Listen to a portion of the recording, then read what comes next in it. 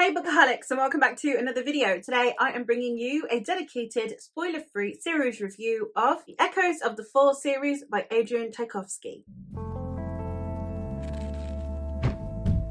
This trilogy consists of The Tiger and the Wolf, The Bear and the Serpent, and The Hyena and the Hawk. This is an adult epic fantasy series that was released by Tor Books between 2016 and 2018. It is a shifter fantasy in which we have humans that can shift into animal forms. All of the animal forms that are mentioned in the titles are among the many animals that these different people can shift into. I really liked this series, so I am going to be dividing this review up into character work, world building, and plot, as I usually do. But as I said, I am going to keep it spoiler free. First though, for a brief synopsis. In a world where different people can turn into different animals, they're divided up into clans based on the animals that they can shift into. We are following Manye, who is the daughter of the wolf chief, and she can shift into a wolf. However, anomalously, she can actually also shift into a tiger, as her mother was the tiger queen. We are following her as her father has plans for her, because her father is intent on taking over all of the other clans and subjugating them. Therefore, he has decided to incorporate Manye into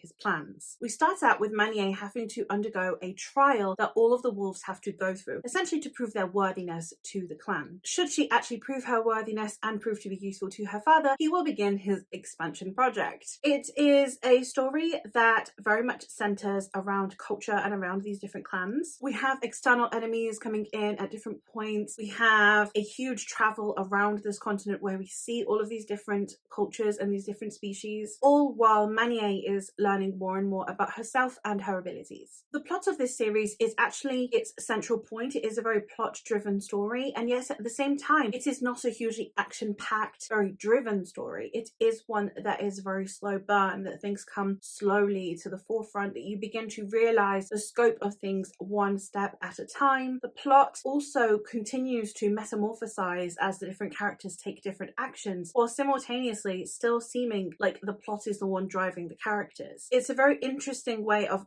telling the story. I think that Adrian Tchaikovsky did a really good balance of creating characters that very much seem like they have autonomy and have a say in where their destiny is going, while at the same time continuously reminding you of what the plot is, even though you're not sure what the plot is. It's a very, very confusing but interesting story in that sense, and it's very hard to pinpoint exactly what is the purpose of it while you are reading it. You need to just go with it and let it unfold before you. This is a plot style that I like. I appreciate that there are people who really don't like that plot style, that want to know that there is a purpose, that there is an end game. If you know what my favourite series are, among them Joe Abercrombie's First Law or Robin Hobb's Realm of the Elderlings, I am perfectly fine with just the author being like, come, I will show you. So I really appreciated this series for that. I think that it was really well crafted and it was very innovative in the way it converged the plot with the characters and the cultures and the general impact that that is having on things that are only periphery. I think that Adrian Tchaikovsky was very considerate of the world that he had built when crafting the plot of the story. The characters, I would say, are potentially the weaker point of this series. I think that others would potentially disagree with me. Manye reminded me a lot of Yane from the Inheritance trilogy by N.K. Jemisin. Yane took a while for me to get used to. She wasn't someone that I immediately warmed to, immediately cared about. As the story went on, I began to understand that this cold character that you aren't connecting with is deliberate. She is the kind of person that is cold because of the circumstances that she is in. Very much the same as Manye. The more she is around people that she either begins to trust or begins to respect, the more you get to know Manye, the same way as you would a real person. If a person is in a horrific environment, then the chances are they are not going to be very open, and therefore you are not going to get to know them very well, versus if they are surrounded by people that they feel comfortable with. Very much the same with these characters. So I really appreciated that about Manye, but of course you do need to actually commit to reading the book to actually get that payoff and be able to see her unfold as a character.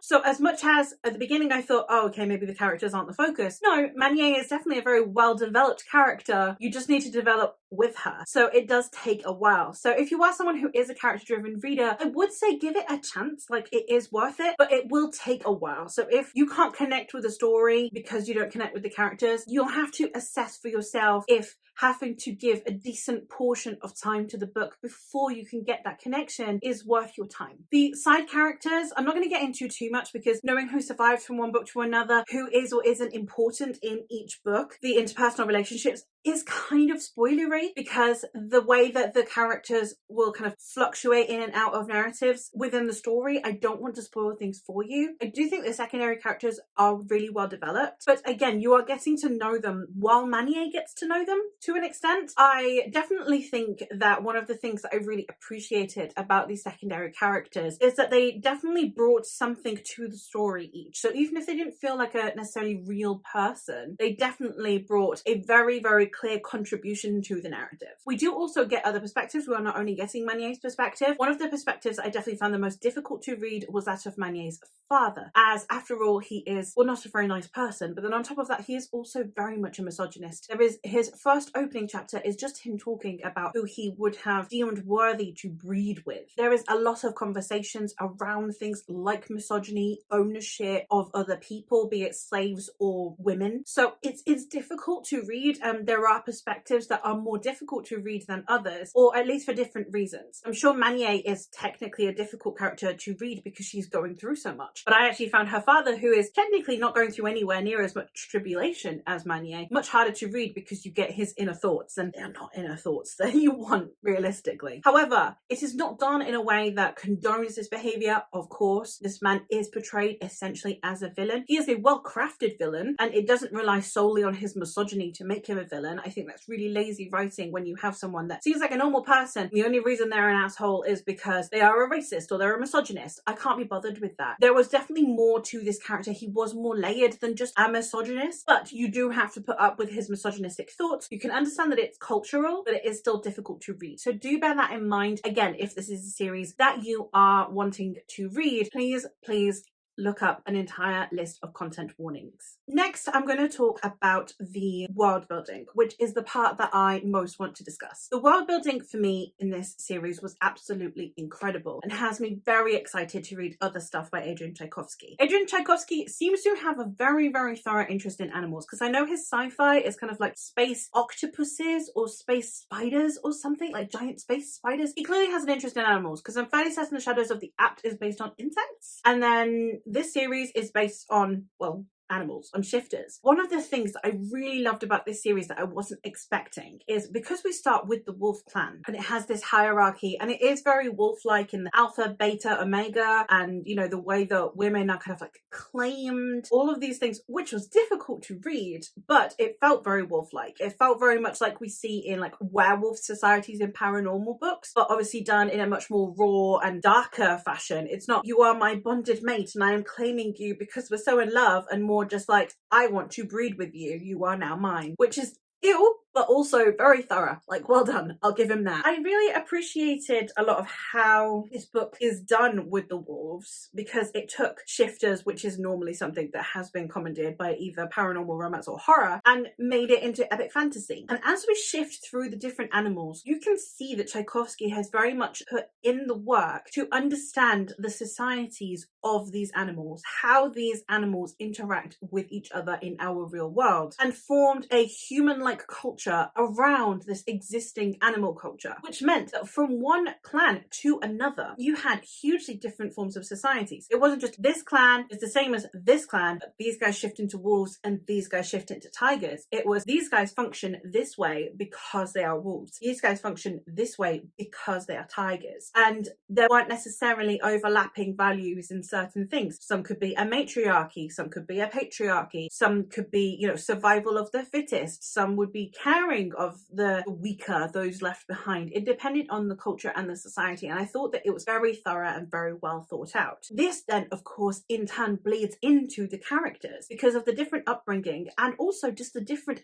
animalistic instincts that they have inside them, which then manifests completely differently in Manier, who has these two conflicting different values within her because she has the wolf and the tiger. So overall, I think that the world building was actually the key, central, most important point almost protagonist of this novel or these books, because they have then bled into the cultures and societies, which has bled into the characters, which has bled into creating this plot, which seems to be driving everything, but really it's all like a pyramid or an iceberg, and you're only seeing the top at the beginning. So I was absolutely enamored with this series because it took me a while to get into, and because there were bits that were just that little bit too difficult to read, getting inner monologues of claiming people, the casual almost mentions of what is basically sexual assault, meant that I couldn't really fully immerse myself in a way that I would have deemed it a 5-star series. So I did end up giving all of the books 4 stars. They do get higher and higher, so it's kind of like a solid just dead on 4 stars, and then it's like a 4.25 and then a 4.5.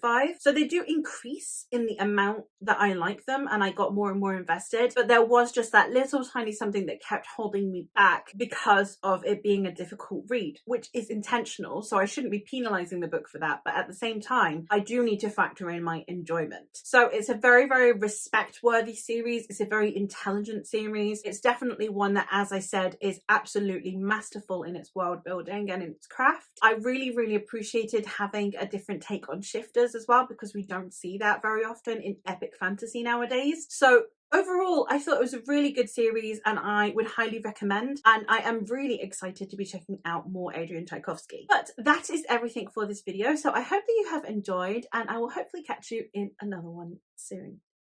Bye!